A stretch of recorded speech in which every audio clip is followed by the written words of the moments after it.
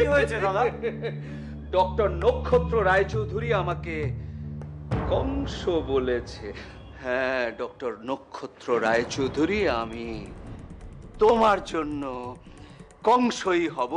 তবে মনে রেখো, সেটা ছিল দাপর যুগ, এটা হচ্ছে কলিকা। এখনকার কংস মাথায় অনেক বুদ্ধি রাখে। আমি তোমায় ডেকে এনে না হাতির পায়ের তলায় পিষে ফেলার চেষ্টা করব না। আমি তোমায় হাতে মারবো না, ভাতে মারার চেষ্টা করব। হ্যাঁ, কাজটা যদি ঠিক ঠিক করে করতে পারিস না, আমি পার্টি দেব। হ্যাঁ? শাবাব উইথ কাবাব, নো হাড্ডি।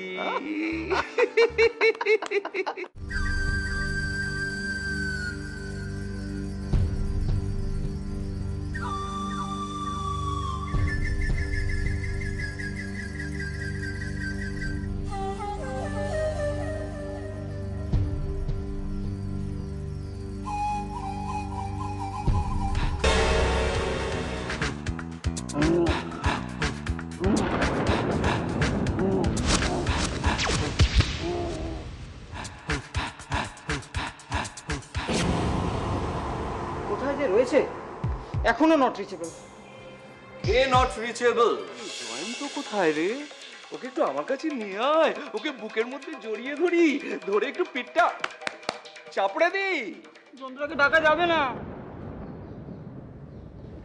জয়ন্তকে ডাকা যাবে না কেন?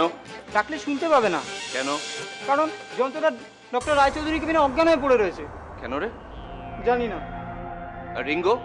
বেঁচে আছে, এখনো নিঃশ্বাস নিচ্ছে। ও গড! বাহ বাহ বাহ বাহ বাহ! না দাদা, ঘুমাচ্ছে না, অজ্ঞান হয়ে রয়েছে। অজ্ঞান হয়ে আছে? সুভদ্রদা, মুখার্জি স্যার এখনো অজ্ঞান হয়ে আছেন। ঘুমোচ্ছে না, ট্যাবলেট খেয়েছে। কিন্তু মুখার্জি সাহেব তো কখনো... কদিন জয়েন করেছে? সদ্য সদ্য তো এই হাসপাতালে এসেছেন। মুখার্জিকে কতটা জানেন? হ্যাঁ, মুখার্জি ট্যাবলেট খায় লুকিয়ে, বিশেষ করে নাইট ডিউটি করার সময়।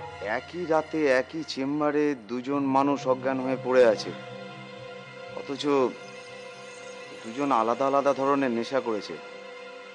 ব্যাপারটা হজম করতে একটু অসুবিধা হচ্ছে না সুভদ্রদা? ওসব জিনিস গিলো না, তাহলেই দেখবে হজম শক্তিটা খুব ভালো আছে।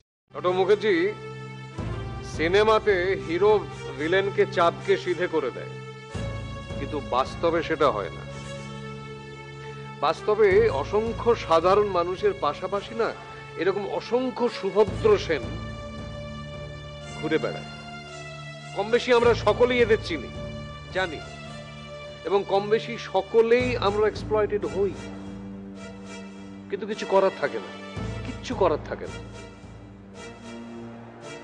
হ্যাঁ, একটা কাজ করা যায়, একেবারে শেষ করে দিয়ে খুন করে জেলে যাওয়া যায়। সত্যি কতটা অসহায় আমরা স্যার। তবে হ্যাঁ, ভরসা একটাই, এই সুভদ্র সেনের মতো মানুষরা নিজেদের পাতা জালে না নিজেরাই জড়িয়ে পড়ে একটা সময়।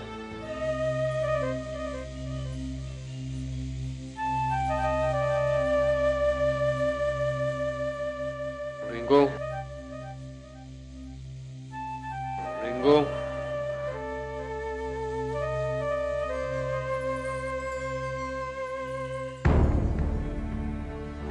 রিঙ্গো, অভিনয়টা আমার সঙ্গে করো না।